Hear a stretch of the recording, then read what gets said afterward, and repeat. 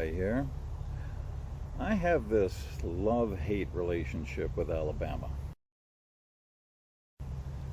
The place is god-awful. Clan and murder and small-town corruption and dissipate families. But woods and camping and long bike rides and good friends. Myths and myths. Mists and myths. Heat and monsters. All the other good, bad, and indifferent that offsets the god-awful. I was a 12, 13-year-old pointy-headed kid there in the 60s. Those magical decades when coming of age was fraught with mayhem and terror and wonder and joy.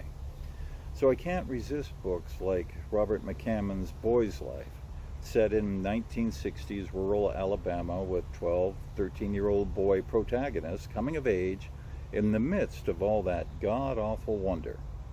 It reminded me of everything. And I shuddered. Now, that doesn't mean only people with some Alabama living experience can enjoy this. No doubt 13-year-olds growing up in Flagstaff in the 60s can relate. Anybody who grew up back then can. The rest of you can read it to see what you missed. Because the 60s were different.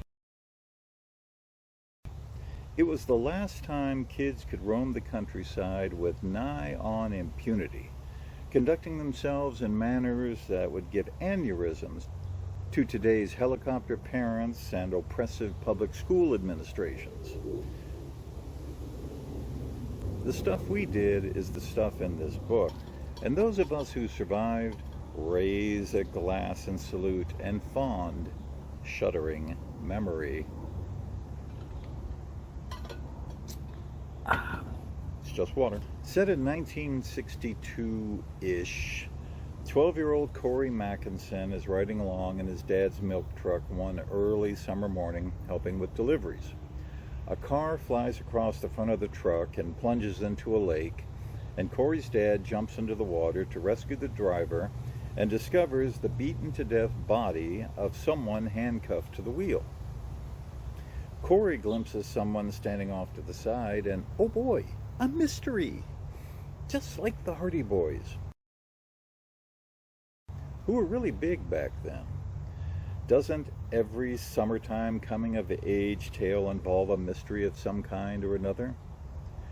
This one contains the Alabama imprimatur of swamp monsters and voodoo and floods and hatred, all the god-awful. But you've got friends to help, and there's baseball and bullies and Nazis and local thugs and local ghosts and early versions of PTSD and no separation from the fantastic. A blurring of the impossible and the mundane. It's all one take. That's why this book won a World Fantasy Award, because in Alabama, everything is fantasy. Be afraid. Old guy here. See you later.